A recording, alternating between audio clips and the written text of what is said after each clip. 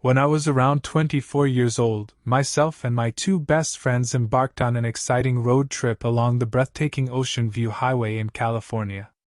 Little did we know that this journey would soon turn into a horrifying ordeal that would haunt us for years to come. One evening, while stopping at a gas station, I noticed a young man wearing a military uniform on the side of the road, hitchhiking. Being a former service member myself, I empathized with his situation and decided to discuss it with my friends. Against our better judgment, we agreed to offer him a ride, hoping to ensure his safety and verify his background before letting him into the car. As I pulled over, the young man, whom we'll call Alex, approached our vehicle in a hurry. Before I could even speak with him, he had already thrown his backpack into the back seat and forcefully hopped in. Alarm bells rang in our minds, and the caution we had initially exercised now seemed futile. We had armed ourselves with pocket knives and pepper spray, fearing the worst. It soon became clear that Alex wasn't a veteran, despite his military attire. His friendly demeanor quickly dissipated as he lit up a joint and offered it to us, his eyes gleaming with an unsettling intensity. We declined, our discomfort growing by the second. The situation took a chilling turn when we realized Alex had no specific destination in mind, only a vague desire to travel south. Our own travel plans and the long hours ahead made it impossible to accommodate his open-ended journey. As we continued driving, tension filled the air. Text messages flew back and forth among us, discussing the unnerving presence in our car. Alex remained seemingly harmless, but a sinister aura surrounded him. Fear gnawed at our hearts as the realization dawned on us that we had picked up a stranger at night, one who may have been harboring dark intentions. Desperation crept in, and I made a decision that would forever change our lives. I pulled into a seemingly idyllic roadside diner, its flickering lights casting eerie shadows. Pretending that our friend Heather was meant to meet us there, we devised a plan to rid ourselves of this ominous passenger. With our other friend playing along, we hastily gathered our belongings, subtly removing Alex's bag from the car. But just as we thought we had escaped the clutches of danger, chaos erupted. In the chaos of our escape, Alex revealed his true nature. He unleashed a horrifying act of violence, causing irreparable damage. One of my friends fell victim to his ruthless aggression, forever stolen from our lives. The harrowing event scarred us deeply, leaving us haunted by guilt and trauma. Reflecting on that fateful night, we realized the fragility of life and the consequences of our choices. We learned the hard way that good intentions can lead to disastrous outcomes. Our road trip, once filled with joy and adventure, became a nightmare we couldn't wake up from.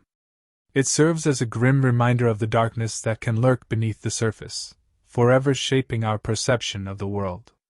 Since that haunting road trip, I have vowed to never again pick up hitchhikers, forever changed by the horrors we experienced. The memory of that night serves as a constant reminder of the price we paid for our naivety and the irreversible loss we suffered.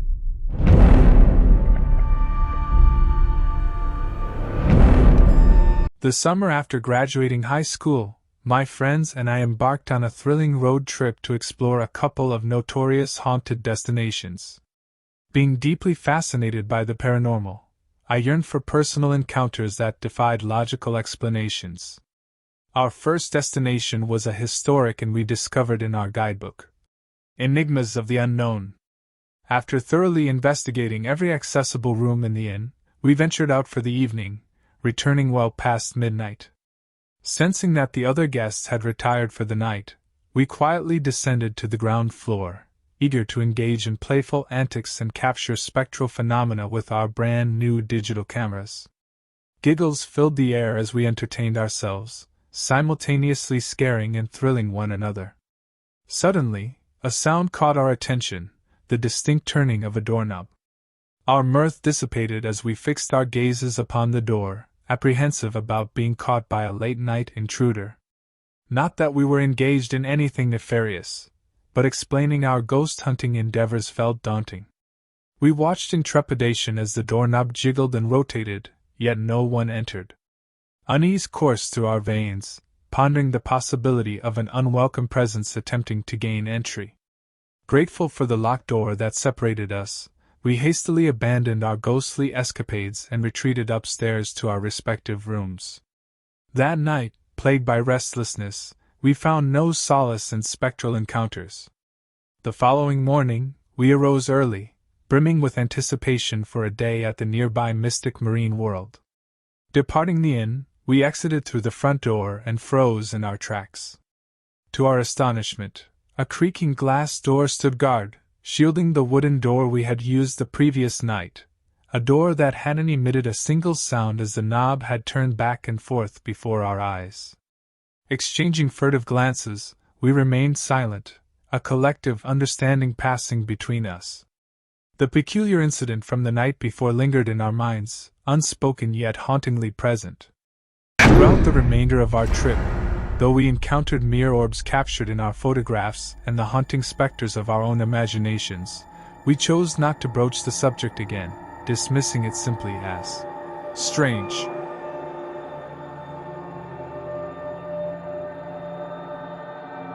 During my time in the U.S. Navy stationed in San Diego in the late 90s, I formed a close bond with my two roommates, Mark and Jason. We were inseparable, always up to mischief and known for our uncanny resemblance to one another. It became a running joke among our friends. One summer weekend, we decided to embark on an adventurous road trip to Las Vegas, Nevada.